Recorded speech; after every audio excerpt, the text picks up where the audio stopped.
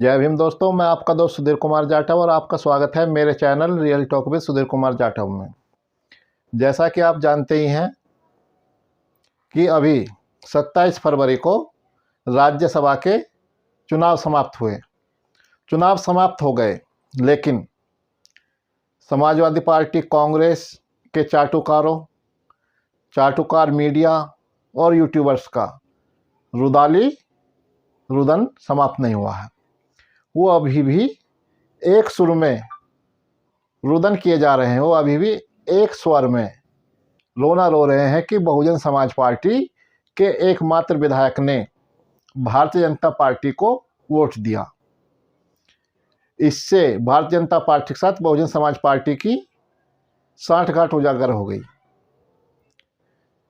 आप जानते हैं कि बहुजन समाज पार्टी का एकमात्र विधायक है, लेकिन बहुजन समाज पार्टी के एकमात्र विधायक ने अपने मित्र को और जिसने उनसे वोट मांगा उसको वोट दिया। जिसने वोट नहीं मांगा उसको वोट देने का कोई औचित्य ही नहीं बनता। लेकिन ये चाटुकार लोग, लोकतंत्र की कब्र खोदने वाले लोग बहुजन समाज पार्टी पर आरोप लगाए जा रहे हैं। इन आरोपों का जवाब देने के लिए खुद उमा शंकर सिंह आगे आए हैं। उन्होंने इन चाटुकार लोगों को जवाब दिया है। उनसे एक साक्षात्कार में सवाल पूछे गए, जिसमें उन्होंने इन सभी सवालों के जवाब दिए। उनसे पहला सवाल पूछा गया कि राज्यसभा चुनाव में आपने भाजपा को क्यों वोट दिया। उन्होंने कहा, मैंने भाजपा को वोट नहीं दिया, मैंने संजय सेठ को वोट दिया। फिर उनसे सवाल पूछा गया, क्या संजय सेठ को दिया गया वोट भाजपा को नहीं गया। उन्होंने कहा, संजय सेठ व्यापारी हैं और वह मेरे मित्र हैं। उन्होंने मुझसे 10 बार वोट मांगा और किसी ने मुझसे वोट मांगा ही नहीं। अगर कोई और वोट मांगता तो उस पर मैं विचार करता। अब उनसे अगला सवाल किया गया, यह आपका व्यक्तिगत निर्णय था या पार्टी का। उन्होंने स्पष्ट कहा, यह मेरा व्यक्तिगत निर्णय था, हम दोनों अच्छे मित्र हैं। उनसे अगला सवाल किया गया, क्या इसके लिए पार्टी प्रमुख मायावती से कोई मशविरा किया गया था। उन्होंने कहा, हाँ, उनसे मेरी बात हुई थी। उन्होंने कहा, जो वोट मांगे उसे ही वोट देना चाहिए और जो आपको अच्छा लगे वह निर्णय लो। उनसे अगला सवाल पूछा गया, कहीं भाजपा में जाने का तो इरादा नहीं है। उन्होंने कहा, नहीं, मैं कमज़ोर नहीं हूँ, मैंने क्षेत्र की जनता के लिए काम किए हैं, मुझे उस पर भरोसा है। ऐसे में किसी सहारे की कोई ज़रूरत नहीं है। इस प्रकार उमा शंकर सिंह ने इन सभी लोगों के सवालों के जवाब दे दिए, उनके मुंह पर करारा तमाचा जड़ दिया। लेकिन ये लोग फिर भी अपनी हरकतों से बाज नहीं आते। आज भी राष्ट्रीय जनता दल का एक विधायक भारतीय जनता पार्टी के साथ जाकर मिल गया, भारतीय जनता पार्टी में शामिल हो गया। राष्ट्रीय जनता दल के विधायक भरत सिंह बिंद आज भारतीय जनता पार्टी के साथ चले गए।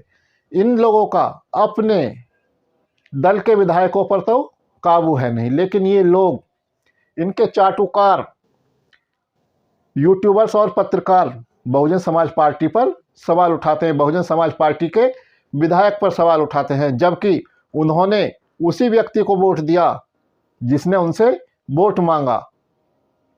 जब चुनाव होता है, लोकल का सभासद का ही चुनाव हो, तो आपस में चुनाव लड़ रहे दो प्रत्याशी भी एक दूसरे से वोट मांग लेते हैं। लेकिन समाजवादी पार्टी में इतना अहम, इतना दंभ भरा हुआ है कि वो राजा भैया के साथ जाकर लंच कर सकते हैं, उनसे वोट मांग सकते हैं, लेकिन बहुजन समाज पार्टी प्रमुख बहन मायावती से समर्थन नहीं मांग सकते, वो उमा शंकर सिंह से वोट नहीं मांग सकते। ऐसा अहम, ऐसा अहंकार, ऐसा दंभ किस काम का। हालांकि समाजवादी पार्टी के तीसरे प्रत्याशी की हार तो खुद समाजवादी पार्टी ने ही तय कर दी थी, क्योंकि समाजवादी पार्टी और उसके सहयोगी दलों की संख्या, सहयोगी दलों के विधायकों की संख्या कुल मिलाकर इतनी ही थी कि वह 3 प्रत्याशी जिता सकें।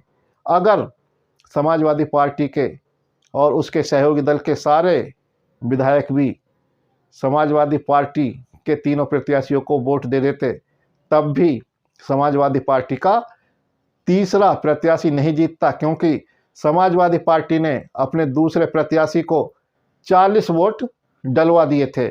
इससे बाकी प्रत्याशियों के जो 2 प्रत्याशी थे उनके 3 वोट कम हो गए, और 3 वोट कम होने का सीधा मतलब है कि समाजवादी पार्टी का तीसरा प्रत्याशी नहीं जीतता। अगर समाजवादी पार्टी के बागी हुए प्रत्याशी भी समाजवादी पार्टी को ही वोट देते। हालांकि सुभाषपा के अध्यक्ष ओम प्रकाश राजभर ने साफ कहा था कि अखिलेश यादव की अमित शाह से डील हुई है और वो ही भारतीय जनता पार्टी का 8वां प्रत्याशी जिता कर देंगे। इस पर समाजवादी पार्टी ने कोई प्रतिक्रिया नहीं दी है, उन्होंने इस बात का खंडन भी नहीं किया है। लेकिन समाजवादी पार्टी के एक प्रत्याशी को जहां 37 वोट की आवश्यकता थी, उसको 40 वोट मिलना इस बात को सिद्ध करता है कि समाजवादी पार्टी ने ही भारतीय जनता पार्टी का तीसरा प्रत्याशी जिताया है। लेकिन इन लोगों को सवाल उठाने हैं बहुजन समाज पार्टी पर।